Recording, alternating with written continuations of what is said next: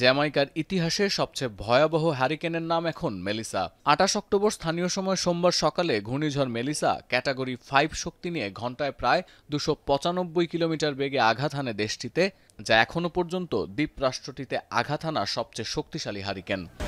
It was a very sad day. I'm an old lady and it's the worst storm I ever witnessed in my life. This storm is very tough. We mashed up the whole of Jamaica.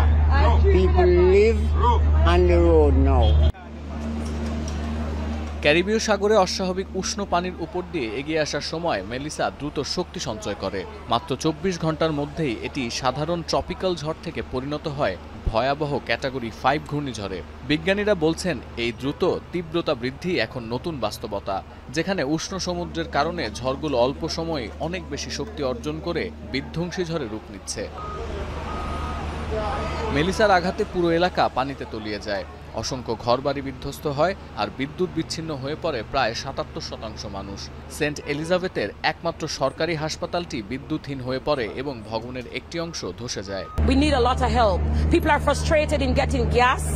Sometimes, persons get into quarrels and fights because they are frustrated because the gas supplies are limited and the long line. The road is gone.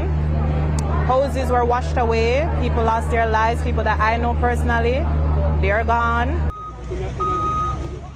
শক্তিশালী এই ঝড়ে আর্থিক ক্ষতির পরিমাণও অনেক। আবহাওয়া বিভাগ জানিয়েছে, শুধু জ্যামাইকাতেই হারিকেন মেলিসার কারণে অর্থনৈতিক ক্ষয়ক্ষতির পরিমাণ দাঁড়িয়েছে প্রায় ২২ বিলিয়ন মার্কিন ডলার, যা পুনর্গঠনে ১ দশক পর্যন্ত সময় লেগে যেতে পারে। জ্যামাইকার পাশের দেশগুলোতেও প্রবল বেগে আঘাত হানে এই দুর্যোগ।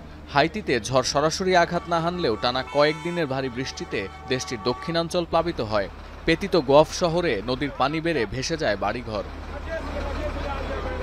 এই বিপর্যয়ের পর আবারও সরব ক্যারিবীয় দেশগুলোর নেতারা। তারা বলছেন, ধনী ও শিল্পোন্নত দেশগুলো যারা সবচেয়ে বেশি কার্বন নিঃসরণ করে, তাদের উচিত এই ক্ষতির জন্য ক্ষতিপূরণ ও আর্থিক সহায়তা দেয়া। লস অ্যান্ড ড্যামেজ নামে জাতিসংঘের যে তহবিল ২০২৩ সালে তৈরি করা হয়, সেটি এখনও পর্যাপ্ত অর্থ পাচ্ছে না। ২০২৫ সালের মার্চে যুক্তরাষ্ট্রের সেই তহবিল বোর্ড থেকে সরে যাওয়ায় পরিস্থিতি আরও জটিল হয়েছে। এখনও পর্যন্ত আন্তর্জাতিক সম্প্রদায়ের বিভিন্ন দেশ থেকে জ্যামাইকার জন্য নগদ সহায়তা, খাদ্য ও উদ্ধার দল পাঠানোর ঘোষণা এসেছে। জ্যামাইকা এখন তার ইতিহাসের সবচেয়ে বড় মানবিক ও জলবায়ুজনিত বিপর্যয়ের মুখে দাঁড়িয়ে আছে বলে মত বিশেষজ্ঞদের। সতীর্থ কর্মকার, এখন বিশ্ব। ৪ গুণ শক্তিশালী এনজাইম ও অধিক ফেনা সমৃদ্ধ অরিক সিলভার ওয়াশ মাত্র ৭০ টাকায়।